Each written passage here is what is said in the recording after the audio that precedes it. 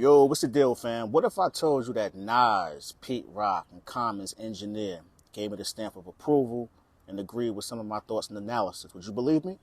Hey, yo, Eeze! That's Jamie Stope, audio engineer. The World Is Yours by Nas and Pete Rock, Mecca and the Soul Brother, The Main Ingredient, Soul Survivor. He's also recently done Pete Rock and Common's The Auditorium Volume 1. And recently he left some comments underneath some of my videos where I spoke about the chemistry and cohesiveness of Pete Rock and Common. I had the privilege of watching Pete and Common interact while I was recording and mixing the whole album. It's a stellar moment for me in my life as a hip-hop mixer. And yes, Pete Rock is very happy, man. Yo, hip-hop means the world to me. It's not a game. I love it. I enjoy speaking about it and interacting, but this is our culture. And I take my time researching. Why is this important? Nowadays, we've gotten to the point to where we have so many different pundits, but everything is surface level, right? Where if you ask an individual to name an engineer outside of Young Guru, it's crickets. Or asking to name an instrumentalist on To Pimp a Butterfly, and then they'll say, well, I don't need to know all of that. But that's the way casuals think. And it's okay to be a casual. But the issue that we have nowadays is that even the casuals want to be part-time experts. And that's lame. Artists, producers, audio engineers are putting blood, sweat, and tears into their product and projects. And if we're going to be those who critique it or speak about it, we need to at least do our due diligence, right? Know who mixed the records. Know some of the samples that were used and make connections. Because that's what the history is all about. If you're going to speak about a producer, you should know how to turn a drum machine on, you know what I'm saying? If you're going to speak about a rapper, you should have at least wrote a verse in your life. If you're going to speak about an engineer, you should know what a fader is on a mixing console. You should know what a plate reverb is, what a spring reverb is, what compression is, what a limiter does. Not that you want to be an expert or take their jobs, but due diligence. We should know these things. We've gotten so far into debate culture and hot takes to where we've taken knowledge off the table. And that is precisely why we've gotten to a point to where you can have someone like a Skip Bayless negatively talk about a LeBron James for years on years and people tune in for entertainment purposes. But what about the education? My job as a content creator is to create thought-provoking content. That's what I want to do, in hopes of having you go down the rabbit hole or even jogging your memory, and then you go on and share the same information to someone else. That's what it's all about. Nowadays, we always talking about hip-hop as a sport. Yeah, that's cool too. Everything ain't about competition though. What about the culture? What about making sure your sport is around 20, 30 years from now and the right things are being passed down? Here's the thing. Hot take culture is a beautiful thing. It leads to views. But the issue arises when you start pushing narratives without providing empirical evidence. And what I'm learning is that the thought-provoking content won't always lead to the views. And that's fine. I'll tell you why. Because I understand that this is a digital footprint.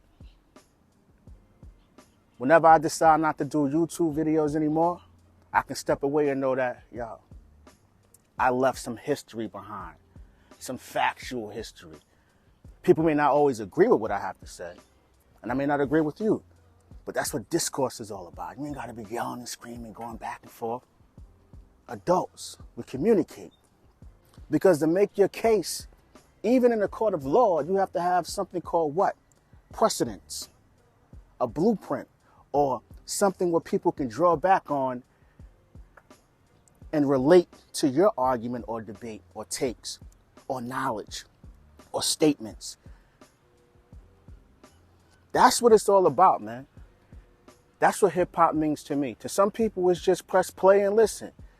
To me, I want to know who the audio engineer is. I want to know who played that funky bass line. I want to know who played that that ill chord progression. I want to know who was on strings. I want to know who was on auxiliary keys.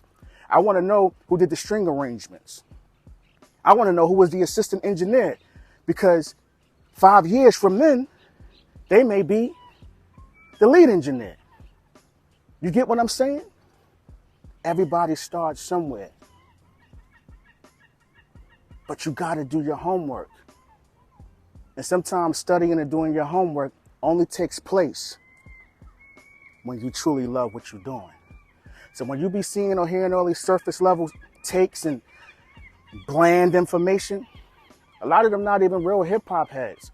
They just stumbled upon something that can get some views, get a few dollars, and they recycle the same thing over and over. Same thing. But if you ask them the title of Big Pooh's first album, they can't tell you. If you ask them to name 3 tracks that Havoc produced outside of Mobb Deep, it's crickets. If you ask them to name 5 prevalent hip-hop labels from the 90s outside of Bad Boy, Def Jam, and Death Row, a lot of them can't tell you. This is what it's all about, man. I know we like to press play and be entertained all the time, but it got to be some education involved in it as well. It has to be. It has to be. That's the only way the culture is going to thrive, and that's the only way we're going to get better music, because if you know who did what, that forces you to go back and listen to their work, and then that may inspire you to be better. Yo, what's the deal, y'all? I came across a video where LL was speaking on his beef with Canibus on Shannon Sharp's podcast. Let's check out the clip. When we come back, I'm going to share my thoughts. Canibus, and he said, yo, L, is that a mic on your arm? Let me borrow that. Redman, where the squad at? L, is that a mic on your arm? Let me borrow that. You didn't take it as a compliment? Not at that time. I was an egomaniac. Canibus, he ran into me when my ego was a little. I should have just said, nah. He was like, because I met him, I saw him outside the studio. He said, yo, oh man, I'm gonna get a tattoo just like yours. And I was like, you gotta get your own. But that's how it was. Right. I felt like somebody was trying to wear my boxing trunks or something. It was like, or you gonna walk in the locker room and the dude got your cleats on. That's how it felt to me. So you didn't look at it as a sign of respect. You're like, hold on, bro, stop biting my style, get your own. I was immature. I was immature. I wasn't involved. Savage, man. Savagery, man. Animal, man. It wasn't his fault. It wasn't his fault. I mean, he just ran into a maniac. He ran into a guy that's so intense that he could start hip hop at 8 years old and be in his 50s still doing it. The symbol on my arm is off limits to challenges. You holding rusty swords, I swing the Excalibur. There's so much there. First of all, let's start with the apology. It was my fault, I was a savage. Accountability. And then towards the end of the clip, you rationalize behaving that way because you're able to rap at 50, or that's the reason why you're still here. I think that's rather corny. And I'm going to tell you why, because revisionist history is crazy to me. I watch a lot of people act as if there was a different outcome between those two with regards to hip hop. Canibus won that battle. Period. And y'all love to act as if it's the opposite. No.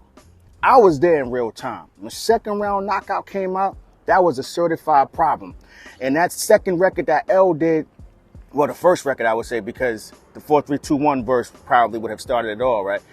The Reaper Strikes Back, I think it was called. Can I rush? Yes, you can. Nobody wasn't really jacking that record like that. Let's be honest about it. And I'm from Queens. I say it all the time. Y'all know I'm from Queens. But what L did was corny. It was corny.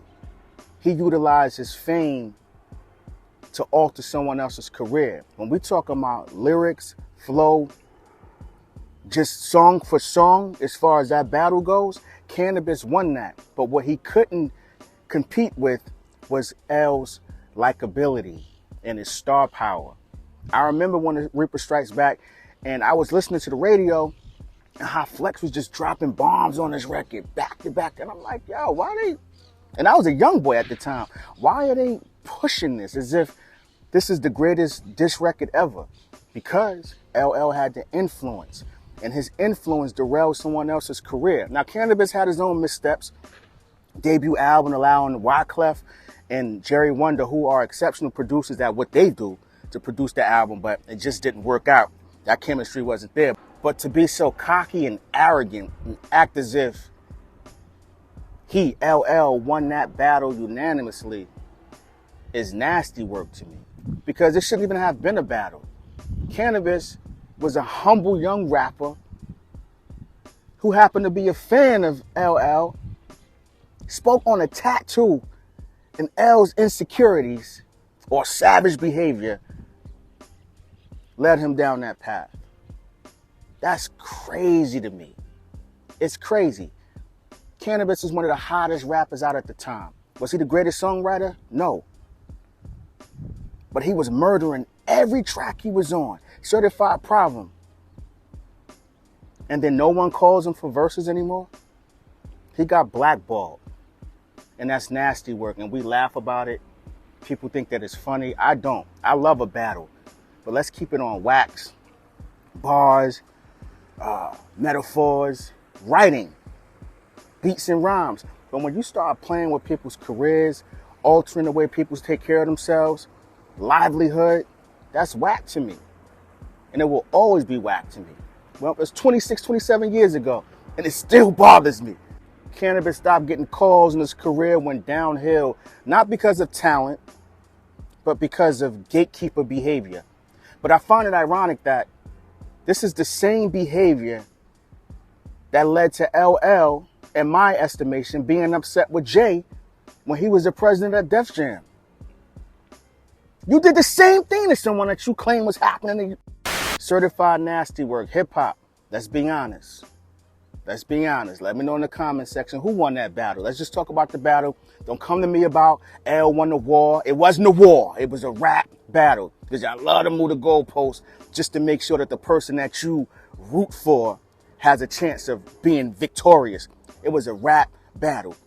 Take the verse for verse or song for song. Who won that? Canibus got it. This whole revisionist history nonsense is ridiculous. And to see LL behave that way, to give an apology and then kind of rationalize his behavior was, who knows what Canibus could have been. Having that friction with L did not help his career at all. Hey, yo, Eeze. They said they want the old Nas back. Play the clue tapes for old verses. Hey, yo, Eeze. Yo, what's the deal, fam? Came across a clip of Steve Stout talking about lyricism and the lack of record sales. Check the clip out. When we come back, I'll give my opinion. About lyrics. And they're like, yo, you know, nobody cares about lyrics anymore and all this other shit. And I was thinking, you know, it's so funny. It's so easy for an older generation to talk like that. They weren't giving a fuck about lyrics when Nas put out Illmatic. That's why it took 5 years to go gold. They wasn't giving a fuck about lyrics when they were, Young MC didn't take that long to go gold. Or like they were buying that shit. There's always been trash music and there's always been Reasonable different Doubt took a long time to go off. Look at Reasonable Doubt's first week. But Illmatic didn't have a funky Cold Medina. No, or MTV was pushing that shit. Yeah, all that type of shit. My only point is that you may like lyrics and all that other kind of stuff, and it may be something that you love, but does it make you buy it? Mm-hmm. You know what I'm saying? And you can't look at generations and go, like this new generation, they don't give a fuck about lyrics. You weren't rewarding niggas who was making lyrics back then. Good point. G-Rap didn't get rewarded. He damn sure did. I mean, what the fuck like, that's why they do all that other shit. Because you're not rewarding it. You want it, you say it in your heart. That's why Jay said on the album, you want to buy my old albums. Mm-hmm. You don't want to hear me go forward, I'm buy my old shit then if I'm rapping in a way you don't like. Because you weren't in there anyway. Mm-hmm. And people have bad memory on that stuff. So what do you think, if I'm an artist today, or I'm an artist and I'm sitting with my team, what do you think the main points are for the consumer to actually purchase something versus just giving it a quick stream? Like, what are consumers looking for from their artists? You know what? We that deal in which no artist was in the room, right? That 0.00003 cent thing has devalued music. Wow. If we're being completely transparent, he's telling the truth. Hip hop fans, I'm speaking for myself as well, speaking generally, we've been dropping the ball for quite some time, you know. And we like to, you know, speak about specific incidents like, well, bootlegging was the reason why. Those are isolated incidents because I've had bootlegs in my possession and I still bought the album when it dropped. That doesn't necessarily tell a story. It appears to me that the purists are the most demanding, but they give the least. That's why you'll get a Jay-Z Sunshine or a Nas If I Ruled the World. People love the record now, but a lot of people were kind of turned off at the time. They were kind of thrown off when you compare it to the music that he dropped 2 years prior. Keep in mind, artists put their hearts and souls into their debut album. So when the quality of the project is elite, but the revenue is bleak, what do you think is going to happen? Your first album is written from the time you decide to be a rapper up until that last song is recorded on your album. It's the most time you'll ever have to record a project without a fan base penalizing you or getting upset. In business, talent can only take you so far, right? Especially if said product is leading to a company being in red, right? It's either you gonna pivot or you may not get a second opportunity. That's why it's imperative that fans, purists, whoever, show up when it counts. Because we like to box ourselves in. The last couple of years, I don't like Nas and Hit Boy together. There's something about it you don't buy. Illmatic drop, you love it, you rave about it, you didn't buy. It Was Written came out, arguably his greatest writing performance of his career, and it moved some units. So I guess the biggest question is, who purchased the album? Was it the purists or the casual / crossover audience? Hey, yo, Eeze.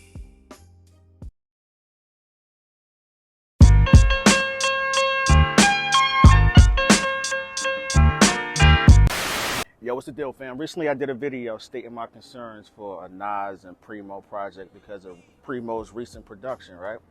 And a lot of people agreed, some people didn't. That's what makes this channel so beautiful, because we're able to have discourse. But let's talk about a few things. There are legitimate reasons for concern. Let's use a boxing analogy. If I see my favorite boxer in a tune-up fight, right, getting prepared for one of the biggest fights of his career, and he's constantly getting tagged with the jab, hooks to the body. I mean, he's just not prepared, and you see it. And this is not even the competition in which he really needs to showcase those skills, and he's below par. You wouldn't be concerned? I'm not understanding. I think that some of us have gotten to a point to where we think if we say we like everything a particular person puts out, that we're the world's biggest fan. I'm not looking to be that. I want to be objective. I want to be honest. Because you're not really doing anything but lying to yourself. To say that there isn't a cause for concern and he's still batting 1,000, it's disingenuous, especially when you, the fans, waited over 2 decades for the project. Why wouldn't you want it to be their best efforts? Why? I just want to know. Another thing, there's a difference between a sound and a signature. Hear me out. Some of you are saying, yo, his sound isn't punchy drums and this and that. Okay, that's cool. All right. But then you go on to say that his sound is scratching hooks. No, that's a signature. Pete Rock using sleigh bells as a hi-hat is not his sound. That's a signature. Havoc using eighth notes that sound like the flicking of a stove isn't his sound, it's a signature. The sound is the sonics. When you press play, you like, oh, that's such and such. But we've gotten to a point to where we started to frown upon that. And now we're so far away from people having sounds to where we don't even know is a great thing. Nowadays, very few producers have a sound. When a Dr. Dre song come on, you know that's Dre. When a Tribe song used to come on, you like, oh, that's Tribe. That's a sound. It's a difference between a sound and a signature. One last thing I want to state or even speak about, and it's been like this for a while, but let's speak candidly and honestly, right? There's a divide amongst Nas's fans, right? It's in the sense that No one really knows what they want. And I've said this plenty of times. You can check my previous videos, right? A lot of people want the Primo and Nas album, and I respect that. I believe since it's supposed to be happening, I'm going to support it, but I wasn't a fan of it because I know we would get to the point to where we would over-critique the legends, and very few people would really enjoy the music. It'll just be comparing and comparing. And it's hard to reach that standard when these two have such a great success rate. It literally comes down to debates and takes where people are just comparing you against you. You can't really win that, right? But I'm going to pose this question. As a fan of Nas and Primo, what type of album do you want? You want a fully produced album by Primo that's all boom bap? Because a lot of us in our minds think that Nas once upon a time was a boom bap rapper, right? Even Illmatic, it may be boom bap, but you have so many producers who are on people's Mount Rushmores that even if the genre or sound is boom bap, the originality, the creativity that these individuals possess are so different to where it checks all boxes. Can Primo do that by himself? Give you a full project? He has the talent. He's proven that his discography, it is what it is. But as a fan, what type of album do you want? You want all boom bap beats? Is that going to push Nas's pen? I just want to know these things. You got to be specific. Do you want any live instrumentation on it? Do you want Primo just providing loops? Do you want chops? Do you want scratches on the hook? Do you want Nas reciting the hooks? Do you want a particular engineer mixing the record? Do you want them to be in the same room? Do you prefer that they email files back and forth? Those are the type of questions you have to ask yourself, because some of us get in the vein of just complaining. Do you want a ton of conceptual records from Nas? Do you want Nas to just go off, just rhyme? Those are the questions we need to be asking ourselves as supporters, because you know where I'm going with this. You need to support it, buy it, cop it, because sitting on the sidelines complaining about everything when you don't physically get up out your seat and support monetarily is pointless. It's pointless. It's pointless. So even if you don't like the first single that they've done, you wanted the project all along. So I think it's in our best interest, if you are a fan of hip hop, and this is something you've been yearning for 2+ decades, to either go on your phone and cop up when it come out, go to a mom and pop, whichever other retail stores are carrying the product, and support the very thing that you've been asking for. That's what it comes down to. Hey, yo, Eeze. What's the deal, y'all? Question. Producer of the Year 2024 in hip hop. Who would you give that to at this particular moment? Obviously, we're at the end of July. We still got some time to go. Pete Rock is out there. Master Ace had a pretty solid year. DJ Mustard, which is an interesting case because he just dropped the project, I think The Faith of a Mustard Seed, this week. But that Not Like Us. Just one song. Could you be producer of the year with just one song? Let me switch that up a bit. It's not just one song. I mean, an historical song, a game-changing song, unlike anything we've ever witnessed when it comes to a battle. So is DJ Mustard in contention? Because we always talk about bodies of work, how we love albums and how we like the sequencing of an album or mix and drums and different melodies and chord progressions and, you know, just whatever brings a project together, the glue, right? But if you only have one song, is that enough to be in contention? I think it's a valid question. I don't think it's a right or wrong answer, but I would love to know your opinion on how that works. Because Pete Rock has a full body of work, Master Ace has a full body of work, and we certainly can't forget about Black Odyssey, who produced Rhapsody's Please Don't Cry. So maybe I'm missing some producers as well. I just named 4, but I need to know. 2 questions. Who's in contention at this very moment? And secondly, can DJ Mustard take that crown off one major single, one major battle rap song, one historic song, a culture shifting song, does that meet the criteria of being producer of the year? Now, typically this question wouldn't make any sense because it's like, no, it's only one song, but we haven't witnessed anything like this before. And this is why I'm posing that question. Let me know in the comment section, who is the 2024 hip-hop producer of the year? Let me know in the comment section. And what is your criteria for coming up with that decision? I appreciate all you out there. Have a productive weekend. Go get your shit. Hey, yo, Eeze. Currently in a record store, right? You probably hear the music, but I wanted to share this with y'all. Fire. Get Out Your Feelings. It's classic. Big Queens. Need I say more? You can't even find that on CD. Support a mom and pop shop. Go get your shit. Hey, yo, Eeze.